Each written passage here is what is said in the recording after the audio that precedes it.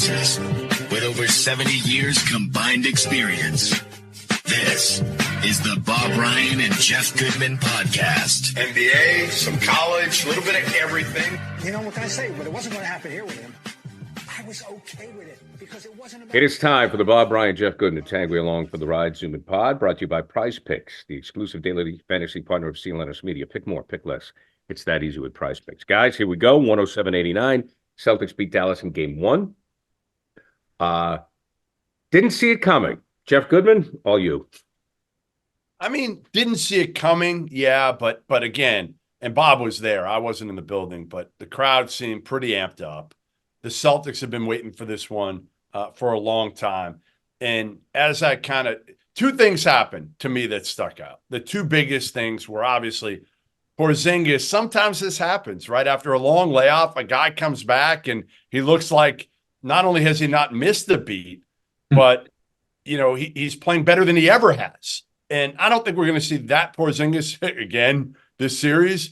But he was so dominant early to give him that lead, to give him that confidence, to give on both ends of the court, not just offensively, where I think he had 18 points in like 12 minutes the first half, but defensively, to give him the rim protection and give him the shot blocking and shot altering that you just don't get from Big Al. You just don't. That was number one for me. And number two, that was clear as day watching Dallas, is if Luka and or Kyrie do not have a very good game, if one of them is off, Dallas has zero chance in this series, in those games. Zero. Derek Lively, I love him to death, but again, he can't do what he did in some of those other series. And same thing for Gafford, catching those lobs, especially with Porzingis on the court. I want to get to where we started, but and since you brought up Lively, I've got some data on Gafford and Lively. And number one, no successful lobs to either one of them. They shot 100% from the floor as usual together on their dunks and putbacks, but not lobs. And they usually average a couple a game. Lively in the previous series against Minnesota was 16 for 16 on his dunks and lobs and stuff. And Gafford against Minnesota was 24 for 32. So together, they were 40 for 48 in the Minnesota series. Guess what, Dallas? That ain't going to happen anymore if Porzingis is out there. And it Tatum. did last night. Tatum did a great job defensively on them also. And by the way, one more thing about Tatum, he doesn't get enough credit for being a good traffic rebounder. Thank you, Bob. He's become an excellent rebounder, getting rebounds that don't necessarily belong to him. That's the mark of a great rebound. Thank you. Okay. Thank you. But just so right, Jeff, about the two of those guys. I said if they are good enough to carry them past a vastly superior TEAM, more power to them. Fine, I'll live with that. I don't want to get beat by PJ Washington or by the Lively and Gafford duo or by Hardy or anybody else. Derek Nelson. I don't mind. I could live theoretically losing to those guys. Not that they're going to lose. They're going to win the series. But the Porzingis is self-evident. The play that will stick in my mind, the Bill Russell play, where he blocked the shot, retained the ball, and started the fast break. That was the thing that separated Russell from most all shot blockers of his time, was he didn't seek to knock it out of bounds and show up and give him another possession. And Heinsohn used to tell me he used to pop it, not block it. He could direct it. And this is what, either intentionally or, it worked out that way. This is what he did on that one play when he blocked the jump shot of Irving and retained the ball and started the break. The defense, I think, guys, is going to be there. There's no reason the defense won't be there every night. He may not make the shots that he made last night every night. Okay, I was astonished at how well he shot. But the other stuff, why won't that be there? So and against this particular team, to take away their secondary source of offense, the primary source, of course, are these two stars. They got no other consistent source of offense other than what they were giving them with those lobs. If you take that away, they're screwed. Yeah. We saw last night what Brad Stevens had envisioned when he put this team together. We saw it. And if you take a look at the line, and there were some Tatum. I talked to some of my friends last night, and they were talking about Tatum being off. I go, Tatum being off. I go, no, he's doing what we've wanted him to do. You're right. I mean, 22 points for Brown, 16 points, 11 rebounds. Jeff pointed out 5 assists for Tatum. White had 15 points. Horford had 10 points. Holiday had 12 points. Porzingis had his 20. This is what we want. It was great.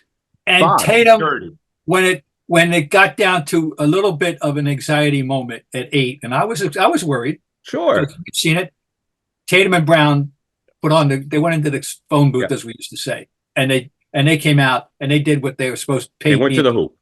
And they got the lead back up with a 14-0 run. Right. And it was those two that were primarily responsible. And Tatum stepped up. I'm glad that happened. I wasn't very happy at the moment seeing it at 8, but I'm glad that happened to see how they would react to that. And they reacted exactly the way they should have done. And they did exactly what you would want them to do at that moment and got it back up to 22. And, we knew at the end it would be Geno time. So absolutely, he's unfairly criticized. The burden's on him. He's penalized by the history of the Celtics and who's come before him and what people expect out of the supposed best player in the team. And I just hope he can deal with all this, and understand it's not fair, but I got to live with it. Well, but, Jeff, if you understand basketball at all, you understand that Tatum played a great game last night. And I think everybody did. I mean, it was like everybody played a great game. We'll get to Brown in a minute because Brown has been super too. I mean, don't get me wrong, but like some people say, oh, Tatum only I go, you're out of your mind. You didn't watch the game. You didn't see what he was trying to do. Who had the best plus minus? I think it was Holiday. He did. Well, no, actually, hang on. I think Tatum had like a 26 plus minus. Okay. Plus minus. Well, Tatum had a 19 plus minus. Holiday had a 20. But I mean, he had a 19 plus minus. I mean, like if you understand the game, you see that Jason Tatum just put his ego aside and say, I'm going to do what's best for the team. And again, they're doubling him every chance they get. And the only thing I'd like to see him do a little bit less, sometimes he leaves his feet too much without knowing where he's going with the pass, and he'll have some careless turnovers. Okay. But again, he said that in the post game. He said that in the post game. I had too many turnovers. That's kind of nitpicking because again, he lets the game come to him, and instead of hearing all the critics, right, which he hears them, he hears them, and instead of saying, you know what, Jaylen Brown won Eastern Conference Finals MVP, I'm gonna win NBA Finals MVP here. I'm taking this one on my back, and I'm gonna score 30 or 40 tonight.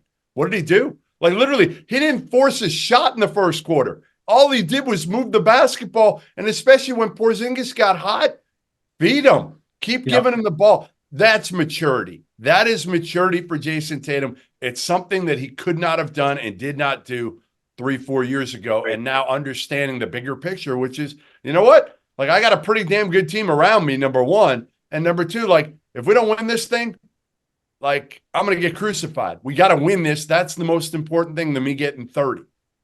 Agreed. Now, the most significant number that came out of this game, I'm not being facetious or hyperbolic, I mean it, was 1. And that was the number of assists that Doncic had. Yeah. And it's not just the points he scores, it's the production, it's the 30-point, 10 assist games that he lives off, and he had 1 assist. I looked it up, guys.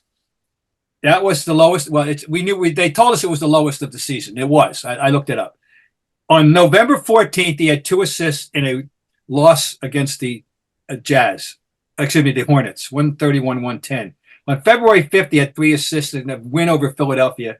And on March 12th, he had 3 assists in a 2-point win over Denver. Those are the previous lows for his season. And he had 1 assist. Now, you're not going to hold him to 1 every night, but that is just, if you say you know the game, you follow the game. That is an astonishing number based on who this guy is, really. For whatever reason, part of it is the lack of lobs, right? He wasn't throwing those. Usually he gets probably 2 or 3 anyway. 2 or 3 to Lively and Gafford that way.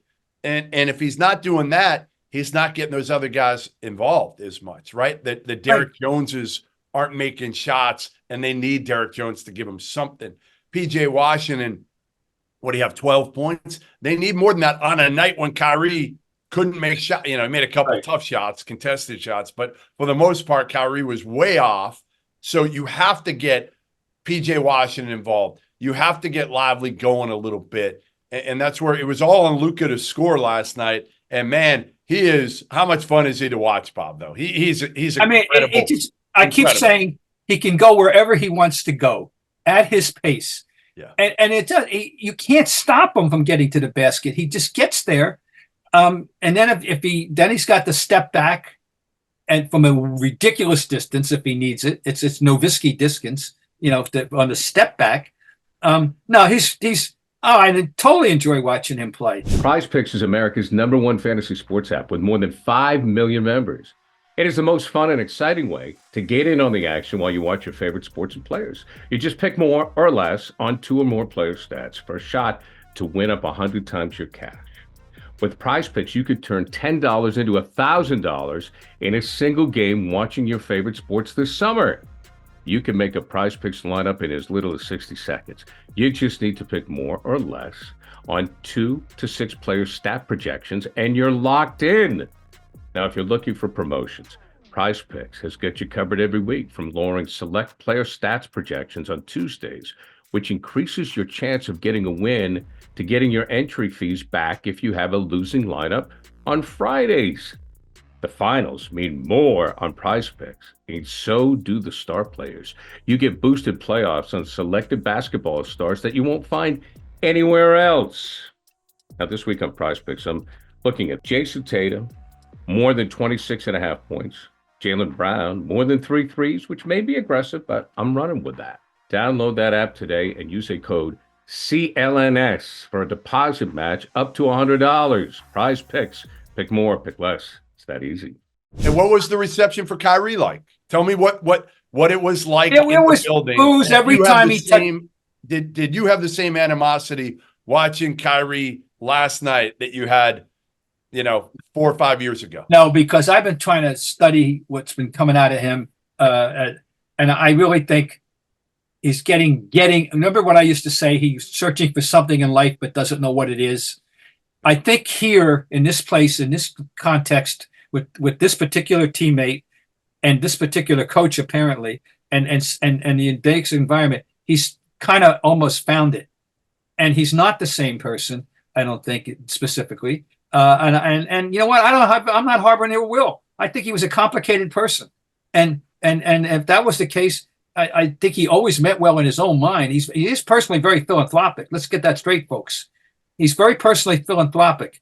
So there's a good person in there we just never saw enough of it. And so no, I didn't. No, to answer your question, they booed him every time he touched the ball. It was perfunctory, knee-jerk stuff, egged on by the media, national media that was predicting this. People didn't want to disappoint the national media, I don't think. Right. And then there was the Kyrie sucks, which I hate. We don't need that. But that was there. But it was, it was pretty much what you expect. I also thought it was interesting. Jaylen Brown had a big block on Kyrie, right? Yes. So I was listening, I was listening to our old friends there with Felger and Maz, and Jaylen complimented Kyrie, said he's one of my friends, so forth and so on. And of course, they were talking about, I hate that, why can't we? Why do they have to be friends? That wasn't an issue on the court. No. And that is today's NBA. Jeff can talk to that. That is today's NBA. The players are friends, and that's just the way it is. The Bob Gibson days are ancient history. The Larry Bird days, if you will, are history. That's just the way it is.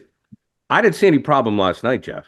No. And Jaylen Brown, we haven't even got to him yet. But man, no, we got to get to him because that's another. The defense is back. That's the key with Jaylen Brown to me. Obviously, the handle's much better. And I think the handle now, I think last year in the postseason, obviously his handle's not great, but then it gets into your head as well. Right. So I think it became a mental thing for him as much as anything as the playoffs kind of went on last year. Now, I think it's the other way. He's got that confidence coming off this performance in the last series, and that kind of, I'm going to go to the basket, because I was worried. I was worried Derrick Jones, he hasn't seen anybody like Derrick Jones defensively. Now, they started Derrick Jones on Tatum. So that is obviously their game plan was, hey, try to cut Tatum off here because Derrick Jones is an elite defender. He's an elite defender. I wonder if that'll change it all for game 2, and they'll move him to Jaylen Brown a little bit more. I don't know. But Jaylen Brown's defense, especially in that third quarter, in that stretch, was remarkable. And that's the way, to me, he played earlier in his career defensively. He was that. And then he went into a kind of a rut for a few years where you just didn't see that Jaylen Brown defensively. I don't know where he went.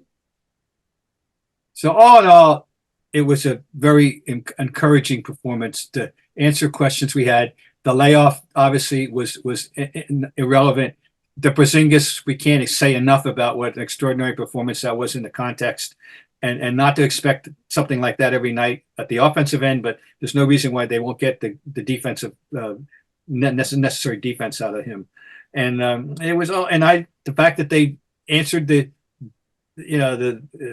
they got down to 8, that they did the right stuff and they took over. So that was good, Bob. Which brings me to this point because I was actually texting with my old colleague Trenny last night, and we were talking. I was texting with Trenny and a bunch of people. And I said, and she says, boy, after leaving the business, you've mellowed. I go, I have. Yes, I have. I have mellowed. I'm a little happier. I'm not always thinking about what I have to say to make people angry every day. Okay. But I think what we need to accept with this team is that the success of the club depends on both Jaylen Brown and Jason Tatum. We have, because of the star power of the NBA, and the first names, LeBron, Magic, Larry, Michael. We have this idea. Kobe. Who? Shaq, Kobe. Yeah, Shaq, Kobe. We have first name league. Right, first name league. We have this idea in our heads that it's got to be one guy. Well, I think Jason Tatum is a wonderful player, and I think he's a wonderful person, and he's a good dad, and he seems. There's nothing to dislike about the guy. I've told you that. I've told you that. You've told me that for years. He's awesome. But Tatum and Brown need each other. And I think that's okay. I mean, they just do. I mean, and that's fine because I don't think Tatum is Kobe. I don't think Brown is Kobe. I don't think Tatum is Magic. I don't think these two players are those guys. They're just a little bit below, but put them together and surround them. Forget about it. I mean, that's what it is, right? Like, that's what we have to accept. Like it's Jason Tatum, probably Luka's a better player. There are 3 or 4 probably players that are better than Jason Tatum. He's somewhere in that 4 to 7 range, probably in the league right now. Jaylen Brown is probably somewhere in the 15 to 20 range, or maybe you go 10 to 20 range in the NBA right now. But yes. You put them together, and I hate it when people are like, "Oh, they're so similar." Like they're not. There's nothing similar about them. There's zero. What? They're both like what? I don't even know what it is. They both shoot threes. I mean, that's it. What is it? There's nothing similar. Nothing. Jason Tatum is more versatile. He passes it better. He makes people better. He's more chill than Jaylen. Jaylen is elite in the open court. Neither one is an elite shooter from 3, but both can get going. They're both capable. Like Jaylen could be an elite defender. Jason Tatum could be a very good defender. Like they're not even close to similar. So I'm so sick and effing tired of that because like you said, Gary, what makes them great together is they're not similar. Right. Their strengths and weaknesses play well off one another. Yeah, that's good. I agree with that. Game Time makes getting NBA Finals tickets even faster and easier. Prices on the Game Time app actually go down the closer it gets to the tip-off. Like right now, I was looking on the app, and it's really easy to use. Just download the app. Lots of pictures for us sports fans. Lots of pictures. And, the tickets for Celtics Game 1 and whoever they play, between $600-$700. But the closer you get to actual tip time, it's going to go down. So you and your friends may do a last-minute thing, and I know it's a lot of money, but maybe it's 2-3 of your friends, last-minute trip, boom, let's go. Let's see what the tickets are on Game Time. You never know. With killer last-minute deals, all-in prices, views from your seat, and their lowest price guarantee, Game Time takes the guesswork out of buying NBA tickets. Last minute tickets, flash deals, zone deals. Okay, here's the deal. Last minute deals save up to 60% off buying last minute for sports, concerts, comedy, theater, etc. Now, the flash dealers save even more with exclusive in-app deals on select seats ahead of the game or the event. Save even more when you choose a section for the zone deals. You choose a section, let Game Time choose the seats. Sounds pretty good to me. Take the guesswork out of buying NBA Finals tickets with Game Time. Download the Game Time app, create an account, use code CLNS for $20 off your first purchase. Terms apply. Again, create an account and redeem code CLNS for $20 off your first purchase. Download Game Time today. Last minute tickets, lowest price guaranteed. I agree with that. That guy, by the way, guys, if they win game 2, history tells us they have only lost one series ever up 2-0 in their What's history. that? Yeah, when's that? Cleveland in 18. Oh, that's right. That's right. And that's it. They so winning game 2 is generally speaking gets you It'll be a different game. I On mean, the we way- know yeah. it's going to Well, be a yeah. different It'll be it a doesn't- different game, but then again, the Celtics, Pritchard's not going to go for 6 or whatever the hell he was either next game, by the way. So Yeah. he'll be heard from. It'll be Yeah. somebody else. And the reality is, as we have seen and history tells us, all of these games are individuals. There's no No carry. question. I mean, and just to remind people that need to be reminded, and we're happy to have people that were not remotely born when these things happen that are part of our audience. But those of us who were around will always remember 1985. There's no way getting around it. The Shaughnessy in the Globe. 148 to 114. Scott Webben went 11 for 11. Oh, by the way, they were up by 25 when he entered the game, but that's okay. He went 11 for 11, and 3 nights later they lost and they went up losing in 6 games to the Lakers. Now that was a Laker team with Kareem Abdul-Jabbar. That's a whole other dynamic about how Kareem brooded in the hotel room for 3 days and he came out with fire and had the most rebounds he had in 10 years in game 2. How about that? So yeah, he had 17 rebounds. Hadn't done that in 10 years. And Kyrie better do whatever Kareem did. He might want to call Kareem and find out what Kareem did. Yeah, in those days in between, because Kyrie need to come out and probably go for 25 or 30 and make it efficient. I would tell you what a really very touching part of the evening was, guys. Oh, the heroes among us was Zdeno Chara in Really? the second period for his myriad of civic contributions that he's made and is making right now. The marathons he runs are for charity. He didn't do that just to show off. Really? And but he does other stuff. And I've been ever since they instituted this second period policy. I've been to many of them, and people always stand up and give a perfunctory applause because somebody saved kid from a fire and somebody's done this, and they're all wonderful people. But this reaction was by far the greatest reaction that I've seen at the Heroes Among Us in any night I've ever been to the Garden since they did it for Chara. Which was it was really sweet. And he couldn't, I think he was blown away. I really don't think he ever imagined that the basketball crowd would treat him in that manner, the way they did. Of course, he's standing there with an 18 jersey on. He is 6'9". He looked very appropriate in that jersey, But I thought that was a really, really nice touch. And whoever came up with that one, that was pretty good. it was also good. They had the Walton shirts. Yep. The Walton shirts, which I didn't know about until today, because when I sit up in the boonies, in the rafters, you had no idea. But I saw them finally this morning. That was a nice touch. Nice tribute to Bill, video tribute to Bill, and it was very well. It was very nice. It was a great night to be a Celtic fan. It was a great night all around. Before we go, guys, I just have two things I want to touch on real quick here. I want to talk about Holiday, and I want to talk. White was great too. I mean, I don't. He made.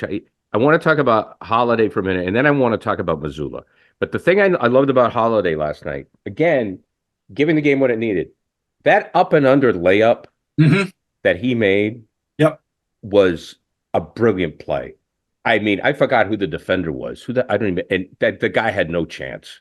I've seen it. before. He is really that's at least the second, if not the third time he's done it in the playoffs. It's part of his repertoire. He's just a clinic. He is. And the other guys too. We're so lucky. The backcourt is. I'm telling you, it's got to be the envy of every coach in the league to have two of them.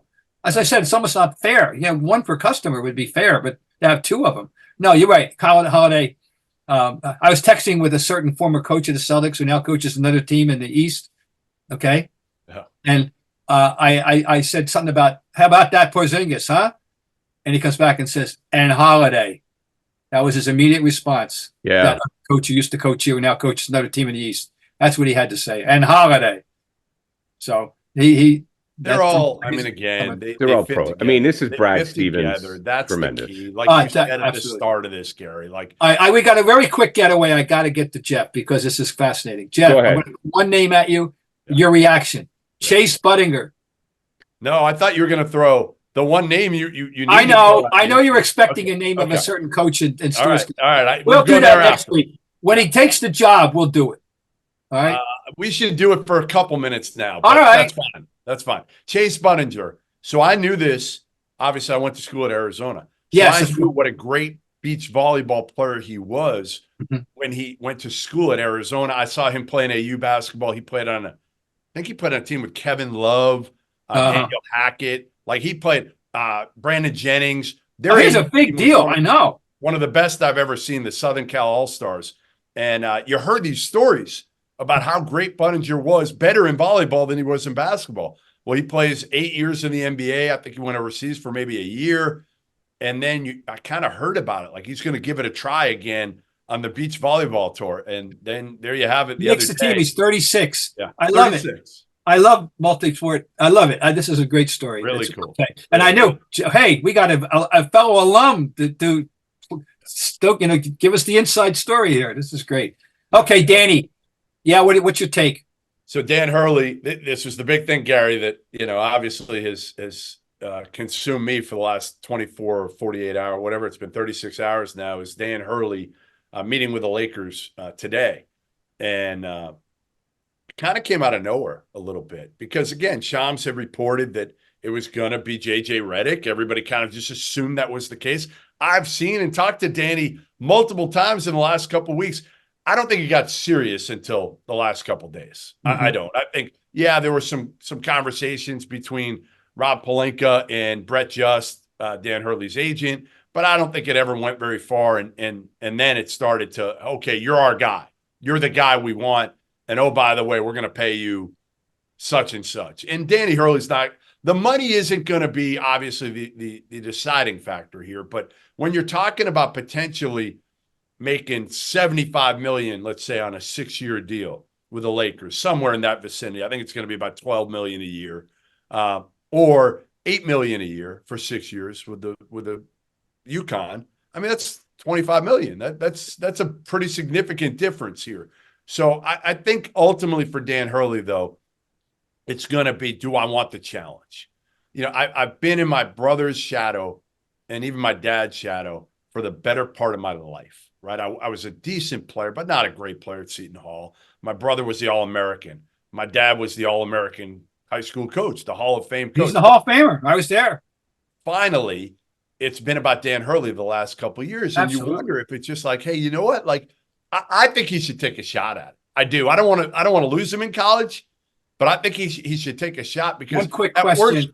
Worst case scenario, Bob, you go back in a couple of years. If it doesn't work out, you're going to get the best college job in a couple years. Absolutely. That's the thing. He's 51. He'll be employable for 20 more years. Right. Okay. Automatically people are saying UConn's another top 5 team coming back. They got 2 tell me what you know about Taris Reed Jr. of Michigan and Aiden Mahaney of St. Mary's and their number 1 5-star recruit, Liam McNeely. Are they So I've seen them all. Yeah, I've seen them all. Liam McNeely was scheduled to go to Indiana. Just knows how to play. Good size, moves the ball, can shoot the hell out of it. Aiden Mahaney came from St. Mary's. Didn't have a great year this past year. One of the better guards in the portal, can really score, shoots it well, can play the point. Taris Reed played at Michigan, big kid, gives him that defensive presence. the big one was they got Alex Karaban. South I know. Florida. It comes back. Yeah, Absolutely. they got him back last week. Yes, So I know. they have a top 3 team. They are capable, fully capable of going back to back to back and three-peating for the first time since Bill Walton's UCLA teams in the 70s. No, they didn't make 3. They got beat the third year. You got to go back to the UCLA The Wooden team. I'm sorry. Wooden team, because they got beat by North Carolina State. That was the thing in the semifinals in 74. So, oh yeah, nobody. Oh, they're the only UCLA and that year was the only team that never did it, but it wasn't Walton. I think Sindor did it. So does he do it? I've been told this could go either way. This really could go either way. The bigger question here I've had, and whenever, and I've talked to Dan about it, even the NBA a little bit in the past, and NBA guys have asked me about him. And I just looked at it like, I don't think he can do it because his ego and the way he acts on the sidelines, he can act like a complete child at times. And the way he goes at refs, like I just don't know if he works. Now, again, X's and O's, he works. He's terrific. He would have to change. My sense is he will reinvent himself if he has to, easily. Yeah. Not easily, but he'll. Yeah. Oh no, you can't act the way he acts in the NBA. You can't. Who has? Give me. Is there ever been a coach ever, Bob, who's acted like Dan Hurley on the sidelines? Not in my 55 years. No, there might have been somebody before that. No, I mean, no. You who's just the don't have closest that. thing? Who's the closest thing? The most flammable guy that would go after refs and rile up the crowd. Tommy? And some of the stuff Dan does is who? Tommy? You know who riled up the crowd, but it wasn't necessarily, he used to orchestrate. It was Vitale when he was with the Pistons. Yeah. But there you go. But I mean, Heinsohn, Heinsohn used to, that's the only guy I got. No, I'll tell you what, Jeff, I'll think about that and see if I can have an answer for you when we reconvene, because I don't have one off the top of my head. Yeah, and as we're recording this, Friday, about noon.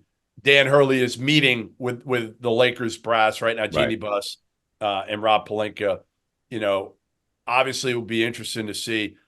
LeBron had tweeted about him, when they won their title, about how impressed he was with their offense, all that. I'll say this too, guys. Dan Hurley, out of the lines, is one of the most charismatic people you're going to meet. He really is. Yeah. He really is. I mean, that, when I saw, I can't remember who ran the piece. Was it CBS or ESPN? And the reason I think, you know better than me, Jeff, but as an outsider looking in, the reason I think it'll work is because I saw how he went through an emotional situation when he was in high school or college. He thought he wasn't going to play basketball again. Oh, yeah. Yeah. I mean, he had a tough time mentally. And look, mental health is a pandemic in this country. It just is. We all need to be aware. We have stepped up as a society, I think, in addressing this. And I think he's well aware of that. And if you're of that mindset, when you go into the NBA, you understand that you're dealing with the best players in the world. And I think he's a great X's and O's coach, but I think that his players will jump in front of a truck for him. And they will. They will. And I think he can get an NBA guy to do that. Not the same way, but I think he can get he's not going to get on their ass every night, but I think he can get the NBA guy to do that. No, he's very positive with his players. He will kill refs, but he is very, very positive with his players. And the other thing that will separate Dan Hurley from 90% of the NBA coaches is he will outwork all of them. Right. All of them. Relentless. I mean, he'll say it like, he's about as screwed up of and he'll say, I'm a Hurley. Andrea Hurley, the greatest line came from his wife, Andrea, who would always tell me, if we lose, Danny's miserable. If we win, Danny's miserable. Yeah. That's just how he was. He's just wired differently. And I think, yes, he's got to change and adapt and do it quickly. My bigger problem is can you really win with a 40-year-old LeBron and still a brittle Anthony Davis? It's about personnel. He needs players. It's about Yes. personnel. Yes. That's a whole other topic at the construction of that roster. And then if and when it happens, we can get into that. Yeah, we can get to it then, but that's the bigger issue. But hey, when it comes to UConn on the doorstep of winning another one, but the way that the players are getting played now in college and everything is changing in college, it's coaches don't have as much control as they once did. I mean, God, what's the difference, right? I mean, who knows? Guys, we got to go. Yeah. Bob, thank you very much. Jeff Goodman, always a pleasure. Brought to you by Prize Picks, the exclusive daily fantasy partner of CLNS Media. Pick more, pick less. It is always that easy with Prize Picks.